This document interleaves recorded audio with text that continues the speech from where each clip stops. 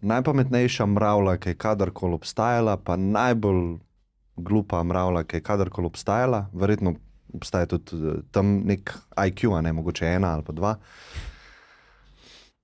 se pogovarjata o tem, kaj je smisel vesolja, sploh ne veste, kaj vesolje je, niti televizorja ne razumeta. Jaz mislim, da v enih aspektih smo mi ljudje čisto identični, kot te dve mravlji. In ta, ki je malo pametnejša, ali pa avtoriteto ima na faksu, je v bistvu bolj zavedena o tem, da nekaj ve. In to je sam pač izkrivljen pogled na realnost, ker gledamo iz te človeške izkušnje, a ne.